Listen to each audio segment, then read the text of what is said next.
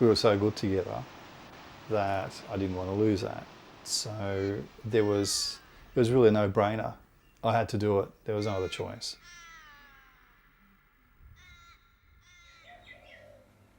We haven't seen this in a long time. 30 years ago, more than 30 years ago. Goodness me, wow. Yeah, it's a long time. Yeah. So young and naive and clueless in general. Both were, to be honest. That's a nice picture. Look at the typical hair. The 90s hair. Of the 90s, yeah. I was born in 1974.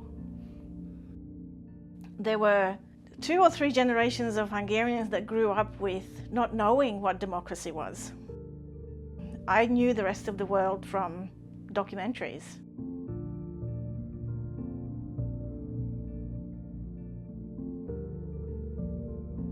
I initially went to Hungary in 1984 as a kid. I was a 12-year-old kid. I had no idea about what the political situation was like. I didn't understand it as a kid, you wouldn't. I grew up very, very fast.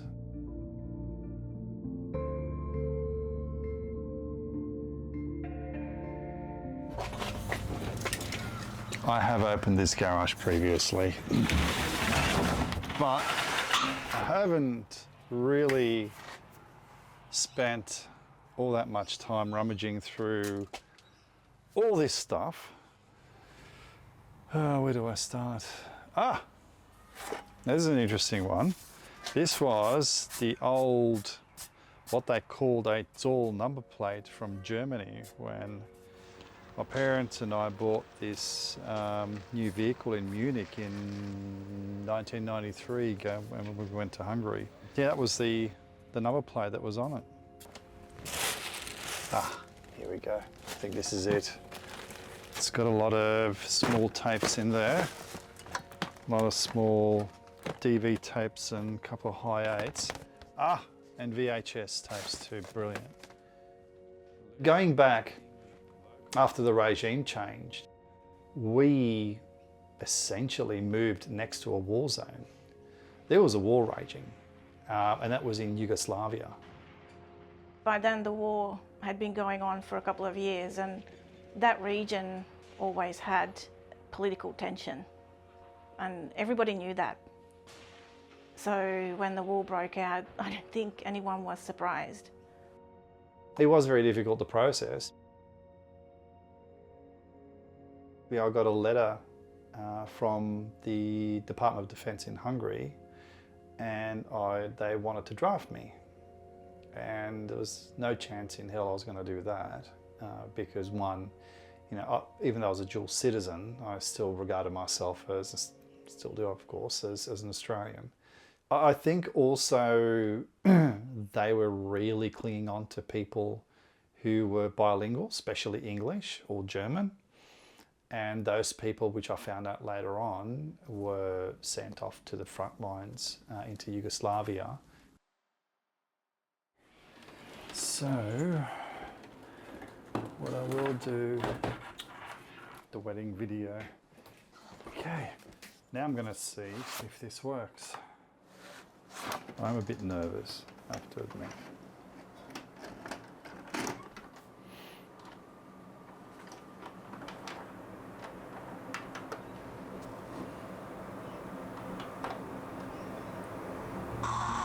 Yes, it works. The conclusion, right at the very end. Still works? Still works. Yes. Yes. So that's, I'm happy that this is still working after 30 plus years. This is a small Hungarian town, so it wasn't that easy to find people who spoke reasonable English. The factory used to be an old textile factory, and it went bust, and some American people bought it, and they needed people who spoke English, and I was 19 and they hired me. The first day I started, one of the Hungarian managers handed me a piece of paper with a name and the phone number on it and said, "This guy just moved here from Australia. This isn't his phone number, it's his neighbour's phone number because he doesn't have a phone. Can you please ring this phone number and get these people to get him over?" He came to the phone straight away, and I'm like, "Yeah, can you please come in for an interview?" The next day, this 6'5", tall, dark and handsome guy turns up in the doorway of the reception, and he's like, "Oh, I'm Attila Cowdy. I'm here for, the job interview." And I'm pretty sure that my face just went up in flames. We became good friends pretty much straight away. So it was probably a few months after we started dating. We weren't even thinking about marriage, to be honest, at that early stage yet. But we were so good together that I didn't want to lose that. So it was really a no-brainer. I had to do it. There was no other choice. I decided to drive both of us the shores of the Danube, basically discussed the plan and then proposed, because I had to leave Hungary to get out of it. It was a risk because we were only dating,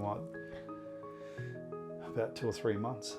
Unfortunately, it was one of those things that we either get married and go to Australia together, or we split it now and I have to go back.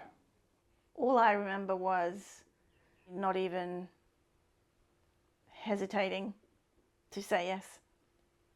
I knew from a very young age that somehow I was going to end up in Australia. I didn't know how, but I just had that feeling. We went down to Serbia to buy our rings. We didn't have a lot of money, and we knew that we were going to have to buy plane tickets for ourselves to come out here to Australia. We heard that gold in Serbia was a lot cheaper. We knew it was going to be a big line at the border, so we started early, pretty much crack of dawn if I remember correctly. Still took us a few hours to get across. We're driving through some of these towns and they were ghost towns. Houses were left abandoned. Houses that were burnt out or bombed out. There were ditches that we drove past and you didn't know which ditch had human bodies in there. We did see plastic sheeting in some of the ditches. Could have contained anything, could have been just garbage, could have been human bodies covered, because what they did, sometimes when the opposition came into a village, they would round up everyone and they would slaughter them into these ditches. They'll just fall into these ditches and leave them there. It was horrific. I don't know what we were thinking. I don't know. Under those sheets, it could have been men, women and children. And what they did to these people were just inhumane. We came to this little, well, it wasn't little, it was a big town, wasn't it? It was about the same size as my hometown. And it was as if the war didn't exist. That was the really weird thing. Yeah, people were just going about their business, but there was, like, you could feel the tension. We got our rings, and we didn't hesitate. We just got back into the car and drove. Yeah, we didn't really spend a lot of time picking out the rings. We were just like, yeah, that one. Started to set in just what sort of a situation we put ourselves into. But at the time, it was kind of like the eye of the storm, where everything was quiet. Yeah, so we left, and when we were arriving to the border, we saw this bellowing black smoke from the other side of the border, from the Hungarian side. And we're looking at each other thinking, oh God, no, here we go. The war's gone, jumped the border. So Hungary's now under attack. We had to wait 6 hours to actually find out what was going on. As we're crossing the border, we can see there's a vehicle. It was on fire. And I mean, this thing was on fire. Like the interior was just, there was just flames spewing out from the interior of the vehicle and from under the bonnet.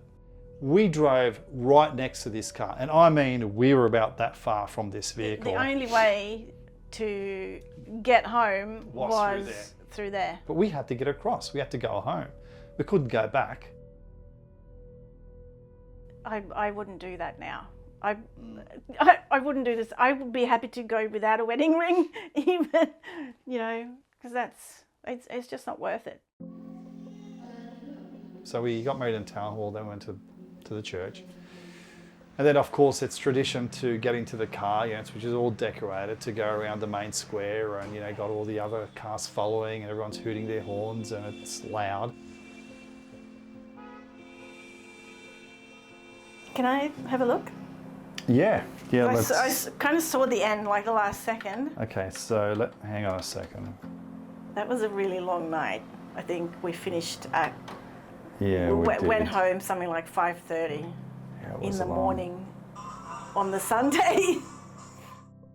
Initially, what happened was the Master of Ceremonies does his farewell speech on behalf of the groom, and then they go to the bride's house.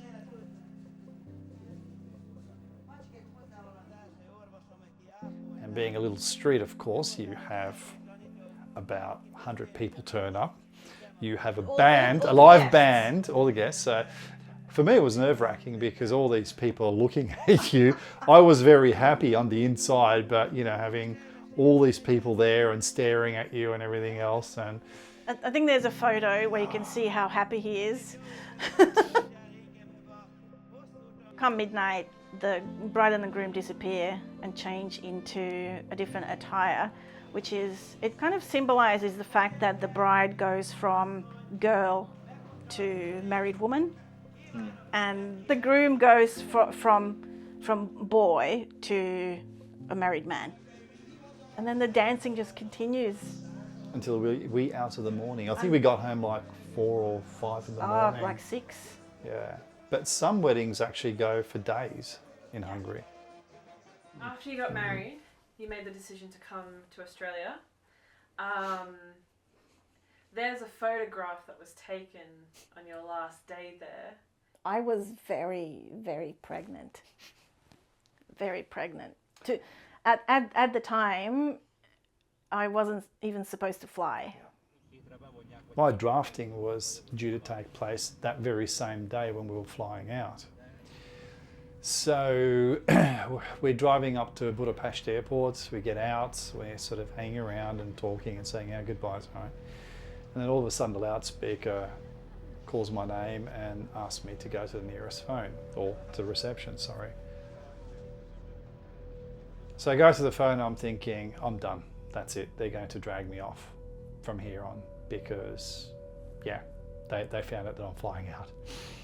I don't know how they didn't know, but anyway, that was back then. And it was my sister saying goodbye.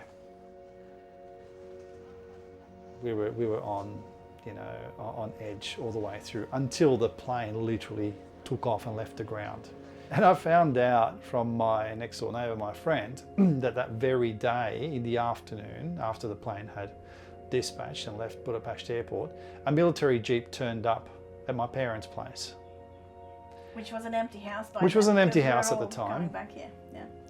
And they were knocking on the door, there was nobody home, so they went back.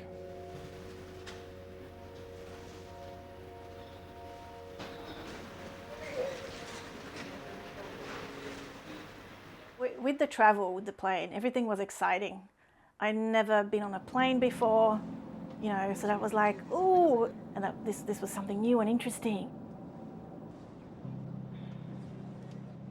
And then we landed at Sydney Airport, and it was such a relief after all that to come back home, and not only that, to a country that's safe. There's no threat of war looming over your head at all times, and there's no threat of someone knocking on your door saying, "Hey, you've got to join the army and fight a war that you're not part of."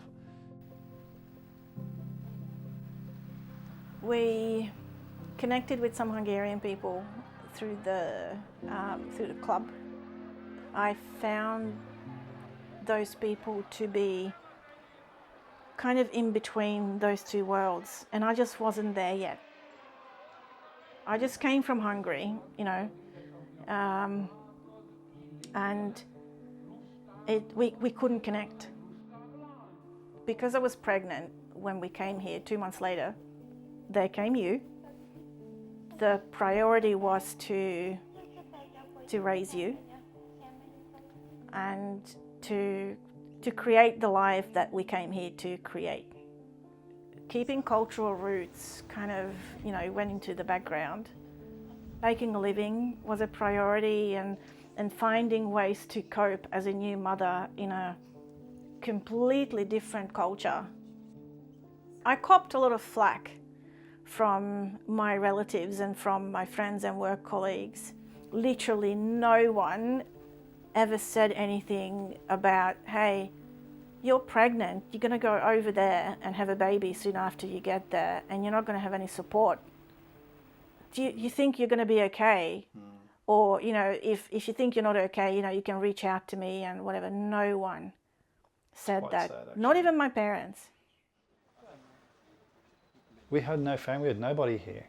My parents, basically when they came out with us about 18 months after we landed, they went back to Hungary and spent the rest of their lives there.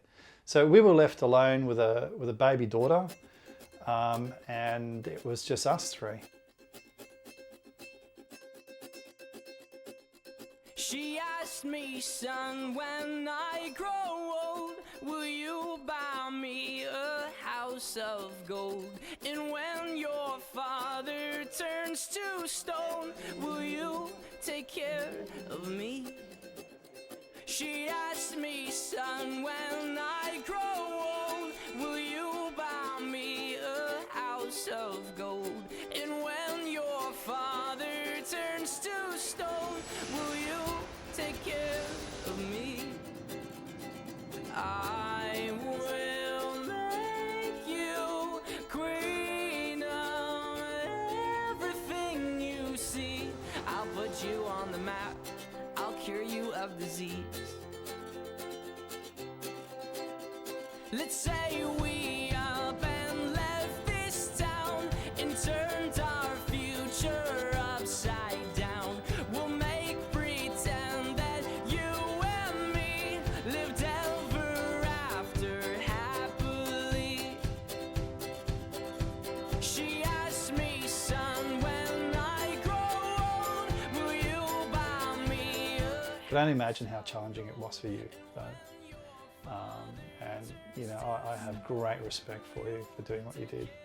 Of me, I will make you queen of everything you see. I'll put you on the map, I'll cure you of disease.